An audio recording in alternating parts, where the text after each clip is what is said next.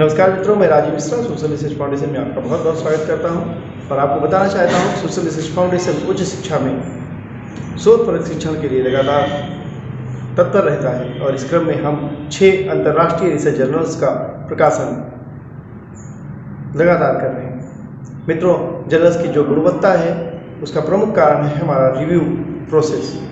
हम अपने पेपर को डबल ब्लाइंड पीयर रिव्यू पद्धति के आधार पर रिव्यू कराते हैं, तमाम एक्सपर्ट्स के पास भेजते हैं और उनके द्वारा अनुशंसित होने पे ही वो पेपर आगे प्रकाशित होता है। इसी कड़ी में सोशल रिसर्च फाउंडेशन ने एक नई शुरुआत करी है, वो है ओपन वाइवा।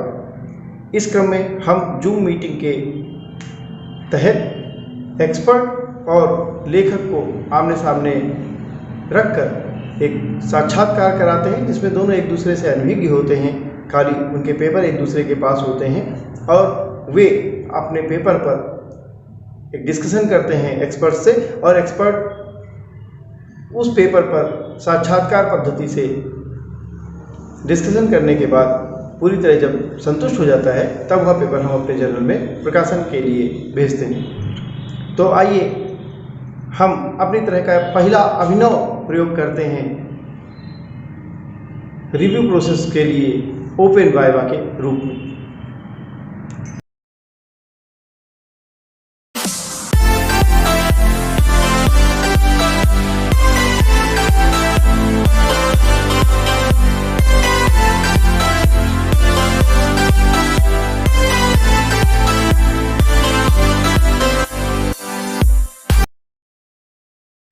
नमस्कार मित्रों, मैं Rajiv Mishra social research foundation में आपका बहुत बहुत स्वागत करता हूं और आज मैं संस्कृत के कुछ पेपर लेके आया हूं अपने रिव्यूअर मंडल के समक्ष, ताकि हम उस पेपर को रिव्यू कर सकें। हमारे साथ जो पहला पेपर है वो 15365 नंबर पे अंकित है।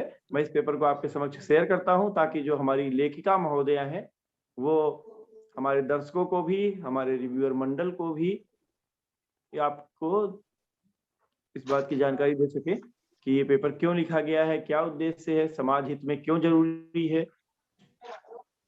ये पेपर आपका ही है मैम, अथर्ववेद में निरूपित पुनर्जन्म संबंधी सिद्धांत। जी सर। जी, तो ठीक है, फिर आप इस पेपर के बारे में अपना जो व्याख्यान है उसको देना शुरू करें। जी जी, मेरे शोध का उद्देश्य मानव जीवन में पुनर्जन्म की प्रासंगिकता को बताना है। वैदिक इतिहास के माध्यम से वर्तमान भौतिक जगत की ओर अग्रसर मानव जो पुण्य कर्म से विमुख होता जा रहा है और उसे किसी बात का भय नहीं है, तो उसे उस मानव के सद्गति हेतु, पुनीत कर्म के अग्रसर करने हेतु उसको पुनर्जन्म के बारे में बताना कि आत्मा अमर होती है और ये शरीर नश्वर है। तो भौतिक वस्तुओं में शरीर की लालसा में वह इतने चकाचौंध में खो न जाए और वह पुण्य कर्मों को की ओर भी ध्यान दे, ताकि मानवता, जो हमारा इतिहास है मानवता का, वो रह सके। तो उसके बारे में थोड़ा सा मैंने इस विषय में बताया है। जी, आगे भी आप जिक्र करती जाएं, हम लोग सुन रहे हैं आपके पेपर का क्या प्रस्तावना हो सकती है, क्या साहित्यावलोकन हो सकता है और तमाम चीजें। जी सर। हाँ जी सर। यह सूक्ष्म शरीर ही प्रकृति की मानव सत्ता है। सूक्ष्म शरीर ही मनुष्य रूप आकार में रूपांतरित हो पुनर्जन्म ग्रहण करता है। सूक्ष्म शरीर का कोई आकार विशेष नहीं होता और वह कोई आकार धारण नहीं करता। इसी सूक्ष्म शरीर में प्राणी का सब कुछ विद्यमान रहता है। इसमें अनंत शक्ति, अनंत संभावनाएं रहती हैं। मृत्यु समय यह अपनी समस्त शक्तियों को संकुचित कर लेता है। पुनः समय आने पर अनुकूल परिवेश धारण करके वह पुनः शरीर धारण करता है। माता पिता तो मात्र शारीरिक संरचना में सहायक हैं, इसके अतिरिक्त उनकी अन्य कोई भूमिका नहीं होती। माता पिता आत्मा की सृष्टि नहीं कर सकते, वे अपनी इच्छा अनुसार संतान उत्पन्न करने में समर्थ नहीं है, क्योंकि यदि आत्मा माता पिता के अंदर अभिभूत होकर प्राण बीज का सिंचन न करे तो मानव का जीवन असंभव है। इस प्राण बीज में ही मन, बुद्धि, तर्क शक्ति, समस्त इंद्रियां आदि निहित रहती हैं। इन सभी शक्तियों के अतिरिक्त सूक्ष्म शरीर में प्रारब्ध और पूर्व जन्म के संस्कार भी रहते हैं। सूक्ष्म शरीर मनुष्य रूप में यदि पृथ्वी पर रह सकता है तो मरणोपरांत स्वर्ग या दूसरे उच्च लोक में भी जा सकता है तथा अनुकूल परिस्थितियां न पाने पर अदृष्ट अवस्था में भी रह सकता है। पुनः स्व कामना के अनुसार पृथ्वी लोक में उत्पन्न हो जाता है। इसी क्रम को पुनर्जन्म या सूक्ष्म शरीर से स्थूल देह में रूपांतरण कहते हैं, जो आदि काल से निरंतर होता आ रहा है। जीवात्मा अंतःकरण रूप उपाधि संबंध से कल्पित जीव भाव को त्याग कर स्वयं ब्रह्म रूप होकर विष्णु अर्थात सर्वव्यापक परमात्मा के उस परम धाम को प्राप्त कर लेता है, जहाँ न भूख है, न प्यास है, न शीत है, न गर्मी है, न कोई अपना है, न कोई पराया है। सर्वव्यापक परमात्मा विशुद्ध रूप में परम धाम में आनंद ही आनंद है। किसी भी वस्तु का अभाव नहीं होता है, ना ही कोई नवीन कामनाएं हैं। जहाँ मधु अर्थात अमृत का स्रोत है, वह परम धाम को प्राप्त कर लेने वाला जीवात्मा समस्त पाशों से छूटकर आवागमन और पुनः पुनः जन्म मृत्यु की श्रृंखला से मुक्त हो जाता है। संसार में गति तथा अगति प्राप्त करने वाले 4 प्रकार के मनुष्य पाए जाते हैं। ज्ञानी, उपासक, कर्मठ तथा कुकर्मी। इनमें से ज्ञानी तो आवागमन के भाव से मुक्त होते हैं और जीव भाव का अंत होने पर अपने ब्रह्म रूप में स्थित होते हैं। इहे सम अवलोक्यन्ते ब्रह्मवेद ब्रह्ममेव भवति। द्वितीय श्रेणी में वे उपासक आते हैं जो 2 प्रकार के होते हैं, एक पंचाग्नि उपासक, दूसरे ब्रह्म उपासक। वैसे वे दोनों ब्रह्मलोक को प्राप्त होते हैं, किंतु अंतर बस इतना है कि पंचाग्नि उपासक जो उसी कल्प में पुनरावृत्ति नहीं होती है, किंतु अन्य कल्प में उनकी पुनरावृत्ति भी अनिवार्य है, जबकि ब्रह्म उपासक की पुनरावृत्ति न होकर कर्म मुक्ति होती है। कल्पांत में जब ब्रह्मलोक का नियंता हिरण्यगर्भ मुक्त होता है, उसके उपदेश से सभी ब्रह्म उपासकों को आत्म साक्षात्कार हो जाता है। हिरण्यगर्भ के साथ साथ ब्रह्मलोकवासी ब्रह्म उपासक भी मुक्त हो जाते हैं। तृतीय श्रेणी में कर्मठ व्यक्ति आते हैं, जो मरणोपरांत देवलोक या पितृलोक को प्राप्त होते हैं। कर्मों की उत्कृष्टता या न्यूनता के द्वारा इन लोकों का निर्धारण होता है। पितृलोक पृथ्वीलोक ध्रुवलोक के मध्यवर्ती अंतरिक्ष में है, जो देवलोक ग्रह स्वर्ग तथा उसके भी ऊपर परमेष्टि मंडल स्थित है। मानव इन दोनों ही लोकों में प्राप्त सुखों को भोगने के पश्चात प्रत्यावर्तन करते हैं। वे क्रमशः आकाश, वायु, अग्नि तत्पश्चात मेघ बनकर वृष्टि के द्वारा पृथ्वी पर पहुंचकर व्रीहि आदि पौधों की संश्लिष्टि करते हैं। इस प्रकार इस क्रम में मनुष्य मानव शरीर की प्राप्ति करते हैं। चतुर्थ प्रकार के निकृष्ट श्रेणी में कुकर्मी व्यक्ति आते हैं, जो मृत्यु उपरांत नरक लोक के गामी होते हैं, जहाँ न्याय विचार नीति का नियम अत्यंत ही कठोर है। दया के नाम पे कोई वस्तु नहीं होती। कार्य कारण नियम काटते हैं, जो कुछ भी बोओगे वही काटोगे। इसीलिए यह कार्य कारण नियम, जिसे हम कर्म नियम कहते हैं, न तो विधवा के आंसुओं से टलता है और न अनाथ शिशु के रोने से। हमने जैसा भी किया है वैसा ही फल इस लोक में अथवा अन्य लोक में भोगने को मिलता है। कुकर्मी जन शरीर की सुख को भोग नरकों में जाकर विभिन्न यातनाएं भोगते हैं और पुनः पुनः मृत्यु जन्म परंपरा को प्राप्त करते हैं। फिर पूर्व निर्दिष्ट प्रक्रिया के अनुसार क्रमशः स्थावर योनि, वृक्ष, पर्वत आदि अस्थि रहित कीट पतंग योनि, पशु पक्षी इत्यादि योनियों को प्राप्त करते हैं। अथर्ववेद में जीवात्मा के पृथ्वीलोक के प्रस्थान, मृत्यु के पश्चात गमन के दो मार्ग बताए गए हैं। समस्त देवों, पितरों और मनुष्य के हेतु पितृयान मार्ग, ऋषि ज्ञानी योगी जनों के हेतु देवयान मार्ग को प्राप्त होता है। ध्याव पृथ्वी के मध्य में स्थित यह समस्त गतिमान विश्व इन दोनों मार्गों में गति करता है, अर्थात परम लोक को गमन करता है।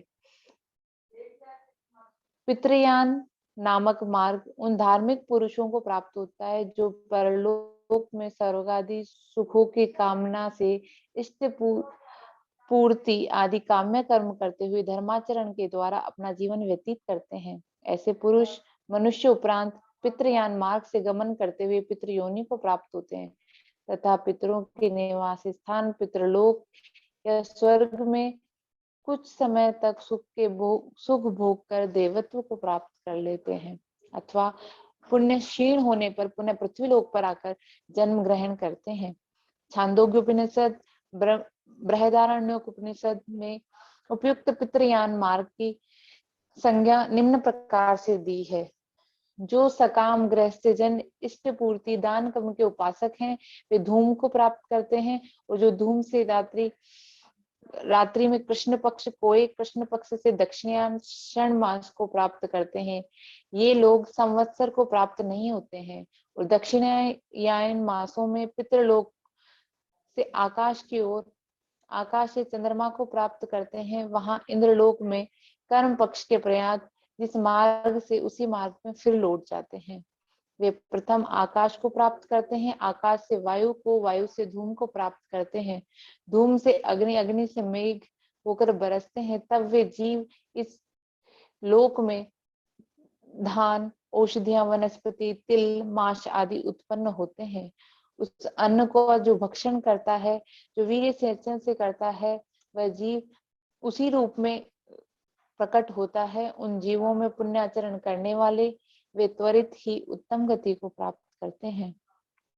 ब्राह्मण, क्षत्रिय, वैश्य आदि योनियों का जन्म धारण करते हैं, किंतु जो निकृष्ट कर्म करने वाले हैं वे अशुभ योनियों को ही प्राप्त होते हैं, जैसे कुकुर, चांडाल इत्यादि योनियों में जन्मते हैं।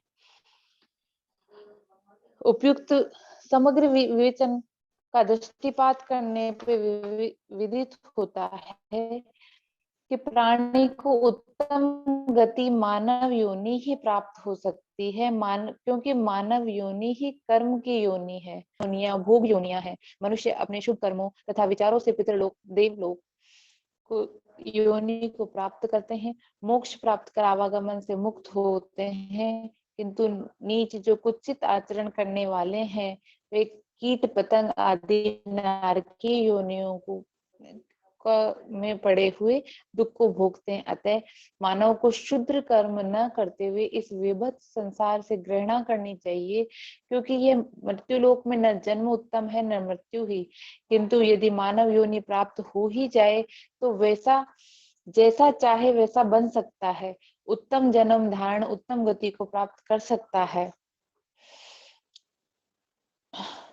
जी धन्यवाद। मैम बहुत धन्यवाद आपका इस अच्छे से पेपर को प्रेजेंट करने के लिए। आपको बहुत धन्यवाद। विषय भी अच्छा है। कुछ दो बातें मेरे दिमाग में आ रही हैं, क्योंकि मैं तो एक्सपर्ट नहीं हूँ इस विषय का, लेकिन फिर भी ये ऐसा लग रहा है कि इस पेपर में प्रूफ रीडिंग की भी आवश्यकता है, क्योंकि कई जगह आपके जो शब्द हैं वो अशुद्ध हैं। तो शाह और कई जगह आपने जो शब्द हैं उनके बाद में ए बन गया है, तो उसको आप कामा में तब्दील कर दीजिएगा।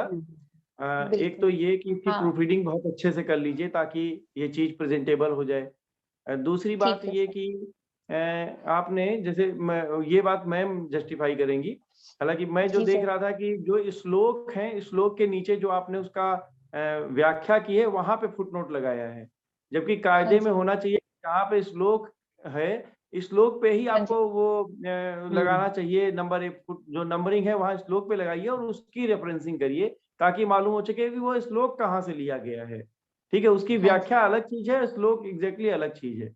तो ये तो जी मेरी जो मोटी बुद्धि में समझ में आया वो ये आया।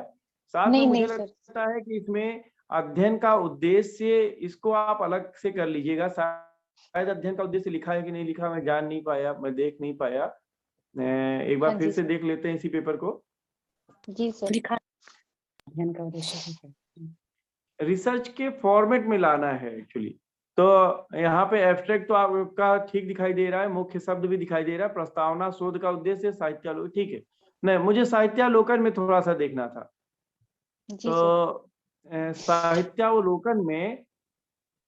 साहित्यावलोकन में मैं ये देख रहा था, जो मेरा सुझाव था कि जी साहित्यावलोकन सर। ये होता है कि इसी विषय पर आपसे पहले किन किन विद्वजनों ने अपनी किताब में, अपने लेख में कुछ वर्णन किया है क्या।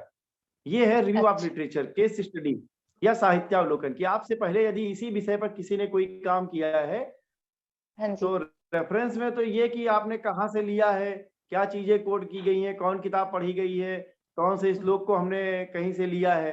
और हाँ जी। साहित्यावलोकन भी रेफरेंस का ही एक पार्ट है, लेकिन उसमें यह है कि हमसे पहले किन किन लोगों ने क्या क्या काम किया है, ताकि ये मालूम हो सके कि हमारा काम यहाँ से नया है, इनसे जो पीछे काम किए गए थे इससे नया है। तो ये तो हमारे हिसाब से था। बाकी मैं हाँ अपने जी। जो रिव्यूअर मैम है आपके पास चलता हूँ। मैम आपको टेक्निकल जो तकनीकी रूप से इस पेपर में जो कुछ कमियां होंगी या जो कुछ सुझाव होंगे वो मैम आपको बताएंगी। तो मैम मैं आपके जी पास सर। चलता हूँ, आप कृपया जो है वो आथर मैम को ये सब बताइए। हाँ जी, नमस्कार। नमस्ते। महोदय, आपका पेपर जी बहुत अच्छा नमस्कार। था। सबसे प्रथम तो मैं आपको, राजीव जी, आपको नमस्कार करती हूँ कि इतना अधिक हमें मौका नमस्ते मिला मैम। यहाँ आने का। और पेपर बहुत अच्छा है, विषय बहुत जी अच्छा है। अथर्ववेद में जी धन्यवाद। निरूपित पुनर्जन्म संबंधी विश्लेषण, हाँ जी। जी सिद्धांत मैम। सिद्धांत विषय आपका बहुत अच्छा है। तो मुझे जो थोड़ा सा यही कहना है, एक तो वही जो सर ने कह दिया अभी, भाषा संबंधी अशुद्धियां स श का हाँ जी। पूरे जी फॉर्मेट मैम। में गलत है। हाँ, उसको हाँ प्लीज आप ठीक कर लीजिएगा। और इसके जी अतिरिक्त बिल्कुल। अथर्ववेद के जितने आपने कोटेशंस दिए हैं वो जी ऐसे मैम। दिखाइए कि वो एकदम उभर के आए, क्योंकि टॉपिक हमारा है अथर्ववेद, है ना। तो जी जो मैम। आपने जी। अथर्ववेद के उदाहरण दिए हैं उनका वही, जी जैसे मैम। सर कह रहे हैं, मंत्र लिखा है तो मंत्र के नीचे ही उसका वो उदाहरण नंबर लिख दीजिए, ताकि वो नीचे, और हो सके तो वहीं चाहे ब्रैकेट में उसका, या हिंदी लिखते लिखते उसका वो ऐसे संख्या भी डाल कर दीजिए, इस जी अध्याय मैम। के इस मंडल का ये वाला मंत्र, तो वो और जी ऑथेंटिक, मैम। है ना। आपने वो डाले हैं तो श्लोक के और साथ। अच्छे से हाँ। हाँ जी। मंत्र के साथ उस डाल दो दीजिए। बार हाँ, डाल सकते हैं मैम। दो दो बार बार डाल डाल सकते हाँ सकते हैं। हैं। डाल सकते हाँ, हैं, डाल सकते डाल दीजिए। हैं। जी। नीचे आप उसका रेफरेंस डाल दीजिए, ऊपर उसकी संख्या से वो और हाँ। प्रामाणिक हो जाएगा। इतना हाँ आपने जी मेहनत मैम, किया है। उनको उनको बोल्ड में करवा सकते हैं, जैसे बोल्ड में बोल्ड करवा में दें करवा श्लोक। दीजिए, मंत्र जो है बोल्ड में करवा दीजिए।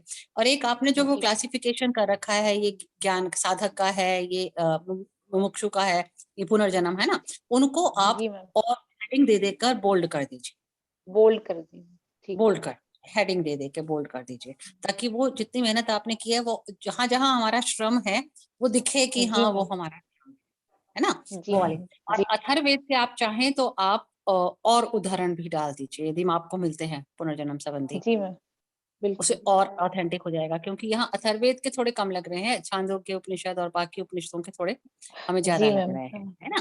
तो जी। अथर्ववेद वाला पहले खूब 2 3 4 5 आप और डाल दीजिए, यदि आपके पास प्रयास उपलब्ध है तो, करूंगी। प्रयास बिल्कुल। करके, है ना। जी। उसके जी बाद मैम। ये सारे आ जाएं तो एक तो इसकी आकार भी बढ़ जाएगा और ऑथेंटिसिटी और बढ़ जाएगी इसकी। जी और एक मैम। मैडम आपको बोलना चाहूंगी, निष्कर्ष थोड़ा सा हमें और एनालाइज करना है। ओके। निष्कर्ष आपने जी। दिया ना, जैसे कि ये आपने सब बातें लिखी हैं, लेकिन एक जी तरह से मैम।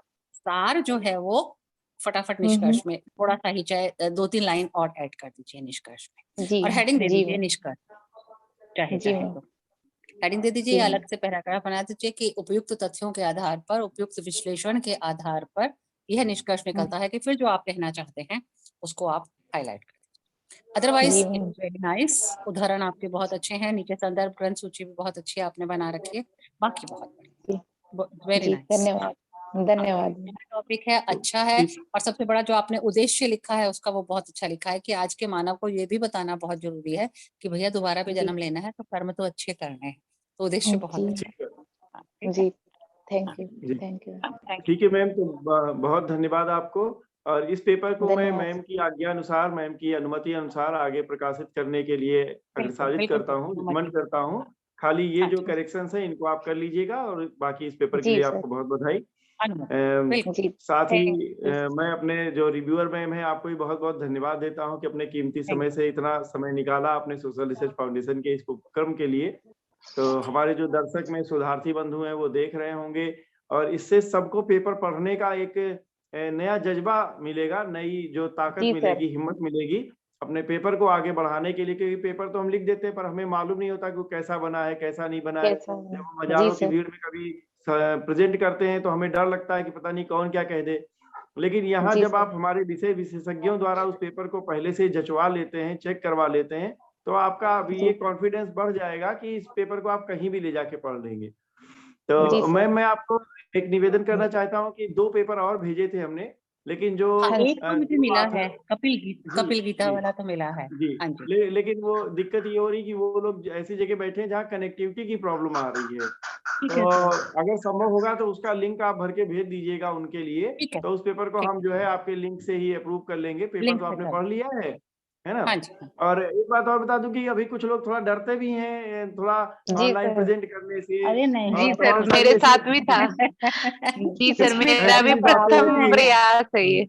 लेकिन अरे मैं नहीं, सोशल रिसर्च बहुत अच्छा है, फाउंडेशन के प्रथम है तो बहुत बढ़िया है, नहीं, आगे बढ़िए। मैं तो मैम ये सोचता हूँ जब टीवी पे चुटकुलों का कंपटीशन होता है, जब डांस कंपटीशन होता है, और जब इस तरीके के तमाम जो है लाइव शो होते हैं, तो हम रिसर्च पेपर प्रेजेंटेशन का शो क्यों नहीं कर सकते हैं? हम भी कर बिल्कुल सकते सही हैं, बात, और जी सर, होना बेस्ट रिसर्च चाहिए। पेपर को आगे सम्मानित भी किया जा सकता है, क्योंकि हमको तो बिल्कुल, जो बिल्कुल, रिसर्च पेपर है वो कोई हमारे घर का या हमारे शहर का नहीं है। रिसर्च पेपर तो समूचे ब्रह्मांड को रिप्रेजेंट करता है। कोई बिल्कुल, शोध जो बिल्कुल, होता है वो समाज का आईना होता है। तो बिल्कुल, मैं ठीक है, मैं आप लोगों को पुनः धन्यवाद देता हूँ हमारी इस परिचर्चा ठीक में है, भाग लेने के लिए। और मैम जी आप जो है लिंक धन्यवाद भर के सर। भेज दीजिएगा तो इसका बिल्कुल प्रमाण भेज पत्र आपको दीजिए, पहुँच जाएगा। और ठीक है, आथर मैम आप भी जो है इसको जो है जी इस सर। पेपर को मैम के सुझावानुसार ठीक कर दीजिएगा, ठीक है? ठीक, तो चलता हूँ फिर मैं, बहुत-बहुत कांग्रेचुलेशन, नमस्कार। जी हाँ, अगली थैंक यू। मीटिंग में मिलने के लिए। धन्यवाद। जी, जी, धन्यवाद सर। नमस्कार, नमस्कार। धन्यवाद, धन्यवाद। धन्यवाद सर, धन्यवाद, धन्यवाद। Thank you, thank you. Thank you.